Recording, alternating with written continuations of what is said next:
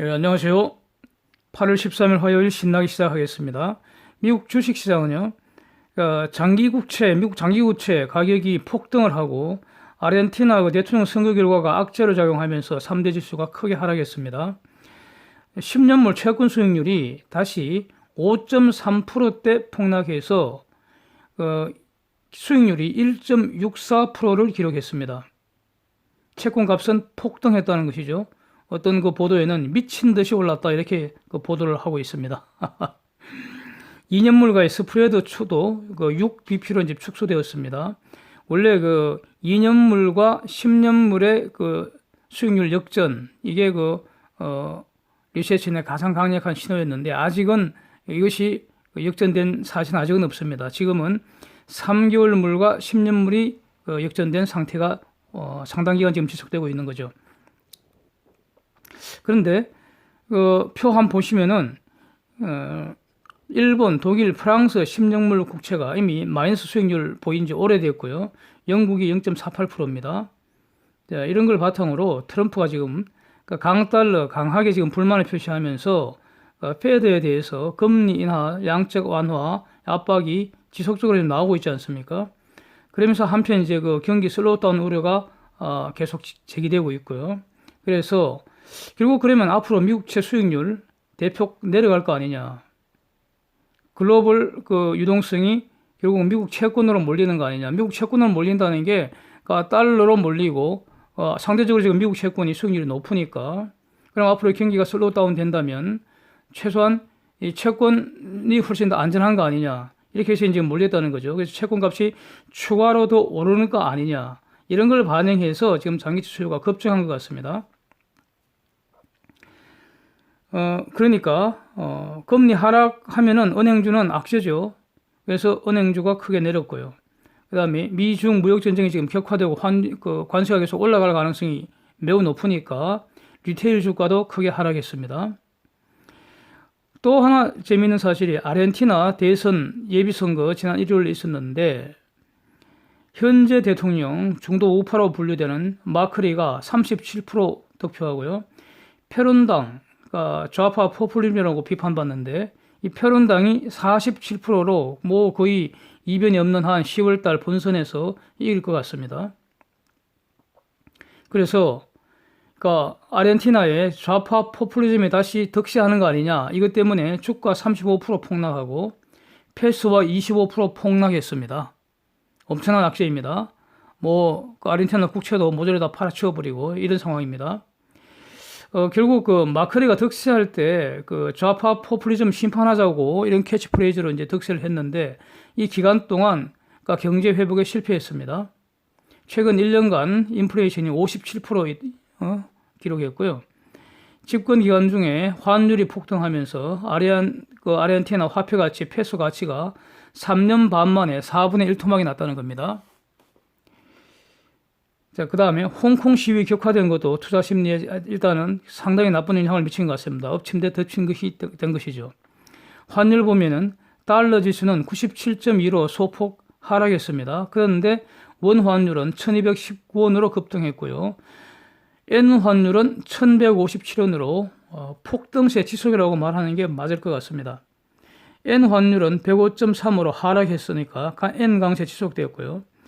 위안 환율은 인민은행 고시 환율이 3일 연속 7위안 이상으로 발표됐습니다. 유가 WTI 54.8달러로 좀 올랐고요. 브렌트유는 58.5달러로 소폭 하락을 했습니다. 데이터는요. 월요일은 원래 데이터가 많지 않습니다. 7월에 중공의 위안화 신규 대출이 1조 600억 위안으로 이제 전월보다 한 6천억 위안 감소한 걸로 발표됐습니다. 쟁점 정리하겠습니다. 이미 미국 이외 지역, 특히 유럽 지역 경기 슬로우다운 되고 있는 거 확인됐습니다. 중공도 슬로우다운 확인하고요. 그 다음에 인플레가 낮아서 오히려 디플레 위험이 제기되는 이런 상황이라는 점 아마 쉽게 동의가 되실 겁니다. 매일 데이터 정리할 때 경제지표 정리하는 가운데 이런 사실들이 이미 확인이 되었습니다.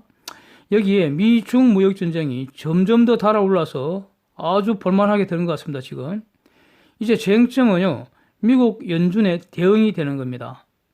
예. 이미 트럼프, 피터 나바로 등이 지난주 금요일 날 대폭적인 추가 금리 인하, 뭐 거의 한 1%포인트 추가 인하를 지금 요구를 한 거 아닙니까? 그래서 여기에 대해서 지금 그 연준이 어떻게 대응할 것인가, 이게 그 쟁점이 될 것 같습니다. 상당히 앞으로. 예. 저는 뭐 금년에 한 2번 정도 더, 그 다음에 내년 상반기 추가 한 번 정도 이렇게 그 금리 인하, 기준금리 인하 될 거로 이렇게 지금 예상을 하고 있는데, 이것보다는 의견들이 훨씬 더 그 강력한 금리 인하를 제기가 되는 것 같습니다. 그래서 이걸 한번 정리를 해보려고 합니다. 우선 어닝 이야기부터 이제 시작을 해보겠습니다. 미국 2분기 어닝 시즌은 일단 무난히 마무리되었고요. 그래서 S&P 500개 기업 중에서 452개사가 보고가 완료가 된 것 같습니다. 이 중에 73.5%가 예상 상회하는 실적을 냈습니다. 그런데요, 이 3분기 전망에 대해서는 좀 비관적입니다. 58대 19로 부정 전망이 긍정 전망을 압도를 했습니다. 그래서 네거티브 파지티브 레이쇼라는 게 있는데, 이걸 58 나누기 19 이렇게 하면은 3.1가량 되지 않습니까? 이게 부정 전망 대 긍정 전망의 비율이라는 겁니다. 근데 1997년 이래 이 값의 평균이 2.7이었다고 합니다. 근데 지금 올해는 3.1이 나왔으니까 상당히 그 부정 전망이 훨씬 더 많은 이런 상황입니다. 자, 이런 점을 염두에 두고요. 또 하나는 골드만삭스가 4분기 미국 GDP 전망치를 기존 2%에서 1.8%로 낮추었습니다. 이게 지금 그 클라이언트 메모에서 이렇게 낮추면서 아마 그 미중 무역 협상은 2020년 그 대선까지는 합의 없을 것 같다. 예? 지금보다 더 격화될 것 같다. 이런 걸 근거로 이렇게 GDP 전망치를 낮춘 겁니다. 글로벌 슬로우다운 가능성은 점점 더 높아졌다. 뭐 이런 겁니다. 뱅크 오브 아메리카는요, 향후 12개월 내 리세션 확률을 일단 3분의 1 정도로 발표를 했습니다. 예, 그러니까 미중 그 무역 협상 격화되면서 상당히 지금 그 나쁜 쪽으로 전망이 좀 악화됐습니다. 뭐 이런 거 충분히 예상할 수 있는 거죠. 그러나 리세션 확률 3분의 1이라는 것은 리세션 없을 확률이 3분의 2라는 것입니다. 예. 그래서 결론을 내릴 때는 12개월 내 리세션 없다 이런 결론을 내려야 합니다. 예. 자, 그런데 모건 스탠리는요, 원래 10월에 패드 금리 인하 전망을 한 번 더 할 거다. 10월에 한 번 더 할 거다. 이렇게 이것이 기존의 공식적인 전망치였는데 견해를 수정해서 9월과 10월에 연속 금리 인하를 전망을 했습니다. 그러면서 이렇게 견해를 바꾼 근거를 미중 무역 전쟁이 이제 부글부글 끓어오르는 것 같다. 막 끓어올라서 막 넘치는 직전까지 가는 것 같다. 두 번째는 글로벌 슬로우다운이 지금 확인되고 있다. 세 번째는 인플레가 지금 너무 낮아갖고 디플레가 위험이 지금 제기되는 이런 상황이다. 이렇게 얘기를 하고요. 네 번째로는 기업들 캐피탈 익스펜디튜어, 카펙스라고 하죠. 이게 지금 감소하는 것 같다. 또 채권 수익률 곡선 역전 현상이 전혀 지금 개선이 되지 않고 있다. 그러니까 기준금리 팍 내려야 된다. 이런 겁니다. 상당히 많죠, 근거가. 그래서 그러니까 7월 달에 지금 거의 11년 만에 페드가 드디어 기준금리를 내렸는데 9월 달, 10월 달에 연속 내릴 것 같다. 이렇게 견해를 수정을 했습니다. UBS 같은 경우에는 앞으로 최소한 3번 이상 기준금리 인하할 것 같다. 이렇게 전망을 하고 있고요. 이게 다들 이제 IB들 월가 입장이라고 할 수 있죠. 이렇게 표현되지 않습니까? 우리 번역할 때는. 그래서 기준금리가 상당히 대폭 내려서 지금 모건 스탠리는 결국 한 발 더 나가서 어디까지 주장하느냐 하면은 again back to zero 이런 말까지 나오고 있습니다. 그러니까 미중 무역 전쟁이 지금처럼 이렇게 더 격화된 상태에서 지속된다면 그러면 패드 금리 인하 아마 지속될 거다. 금리 인하도 계속될 거다. 그래서 2008년부터 15년까지 기준금리가 거의 제로였지 않습니까? 상단이 0.25였죠. 그 상태로 다시 돌아갈 수도 있겠다. 이런 전망을 모건 스탠리가 제시를 했습니다. 상당히 앞으로 패드의 움직임이 쟁점이 될 것 같습니다. 이렇게 한번 일단 정리를 해봤습니다. 인베스트 인사이트, 저는 이런 점을 한번 주목을 했습니다. 중공인민은행이요, People's Bank of China, 위안 고시 환율을 7 이상에서 조금씩 올리고 있습니다. 미국이 환율 조작국 지정을 하건 말건 아예 작정을 하고 7위안 이상을 기정사실화하려는 것 같습니다. 자, 결국 미국과 일정 부분 전쟁 격화를 감수하고서라도 중공은 실리를 챙기겠다 이겁니다. 손에 든 달러 결국 돈을 결코 놓치지 않겠다. 이런 그 선택을 한 것으로 보이는 거죠. 환율 인상으로 미국의 관세를 일부 무력화시키고 그 다음에 외환 보유고 즉 달러를 최대한 지키겠다. 이런 선택을 한 거죠. 중공은요, 외환 최후의 순간이죠. 최후의 수단으로 외환 보유고를 사용할 텐데 아니면 다른 수단, 가령 대개 대규모 달러 채권을 발행해서 달러를 빌려온 다음에 이거를 외환 시장에 달러를 매각을 해버리면은 중공이 마음을 먹으면 7위안 밑으로 위안 환율을 안정화시킬 수 있습니다. 지금은 그럴 능력이 있는데도 불구하고, 즉 할 수 있는데도 불구하고 미국 보기에는 이런 착한 행동을 하지 않고 나쁜 행동을 계속 하는 거 아닙니까? 그렇다면 미국으로서는 중공의 이러한 7위안 유지 선택이 결국 더 큰 손해가 되는 반격을 가해 주어야 할 겁니다. 그게 미국의 실력 아닙니까? 안 그러면은 미국은 종이 호랑이가 되는 거죠. 지금 이제 미국이 그 다음 카드를 고민하게 되는 이런 상황이 되어버렸습니다. 7위안 넘기면 저게 레드라인이다 라고 미국이 딱 내부로 설정을 하고 있었던 것이 이번에 드러났지 않습니까? 7위안 넘자마자 바로 환율 조작국 기다렸다는 듯이 때려버렸는데 중공 입장은 미국이 그러거나 말거나 계속 올린다 이겁니다. 7위안 쪽으로 아예 그 고시 환율까지 7위안에서 조금씩 올리고 있습니다. 그게 이제 미국이 실력을 보여줘야 하는 거죠. 저는 보여주리라고 봅니다. 어쩌면 중공이 미국의 약을 살살 올리는 것인지도 모르겠습니다. 그래서 그러면 과연 미국의 카드는 무엇일까? 일단 가장 손쉬운 것이요, 3천억 불에 대한 추가 관세 25% 올려버리는 겁니다. 여기에 대해서 뭐 여러 가지 견해들이 많이 나오고 있겠지만, 트럼프 행정부 내에서 나름대로 효과 분석은 이미 계산을 마쳤을 거라고 저는 봅니다. 시뮬레이션 수없이 했을 겁니다. 자, 이렇게 25% 때려버리면 뭐 앞으로 워싱턴 회담이 예정되어 있다고 하는데 그 진행 여부와는 관계없이 때려버리는 거죠. 어차피 환율 문제로 다시 협상을 해야 되는 상황이니까. 그러면 이완 환율은 또 올라야죠. 왜냐하면 이게 중공의 의사니까요.